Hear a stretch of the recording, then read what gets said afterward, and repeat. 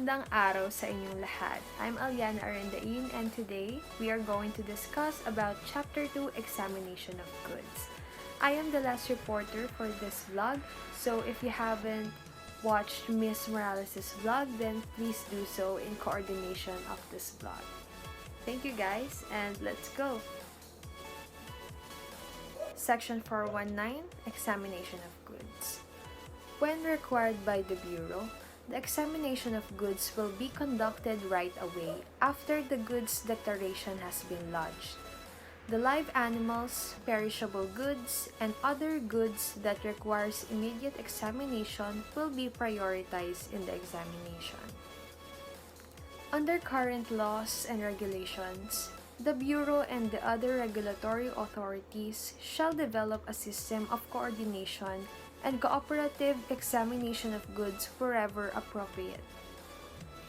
The goods may be examined by the Bureau in the presence of the declarant or any authorized agent.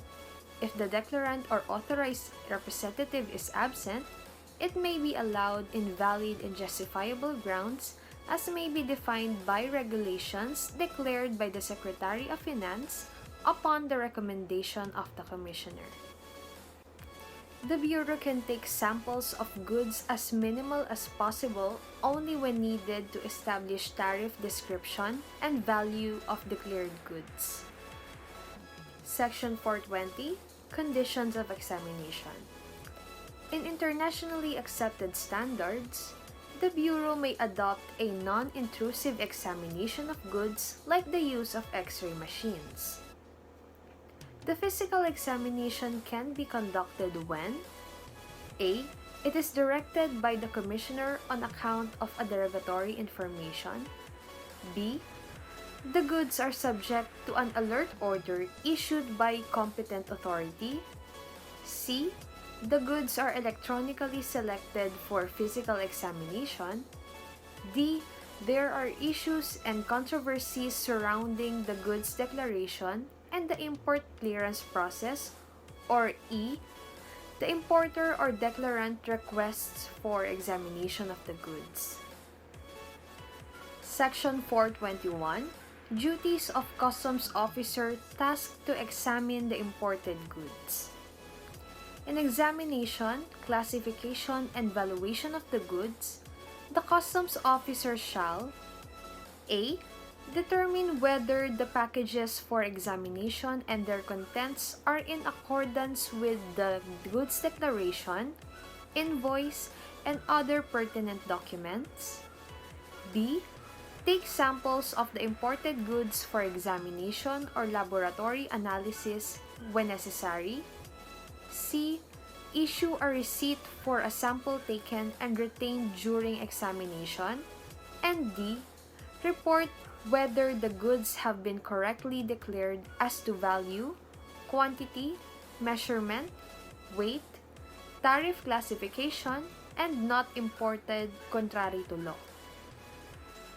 When a customs officer failed to undertake the above-mentioned responsibilities, then it will result in a penalty under Section 1431 of Title 14 of this Act.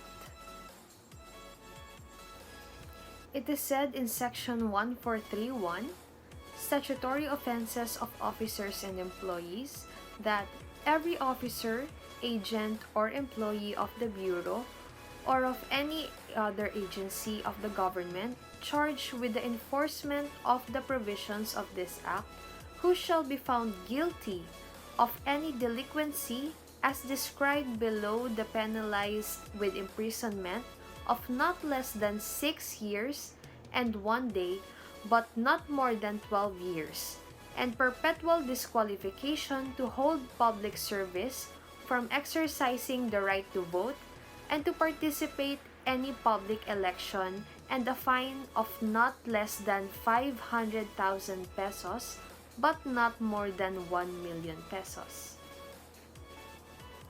Section 422, Customs Expenses Constituting Charges on Goods.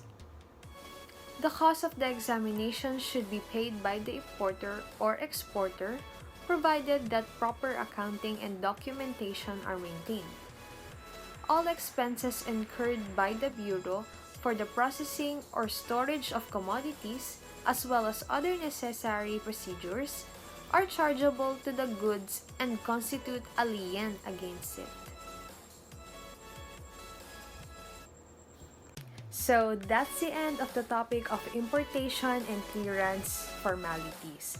So thank you for watching, guys. Please comment on what you think about this plot. See you next time. Bye!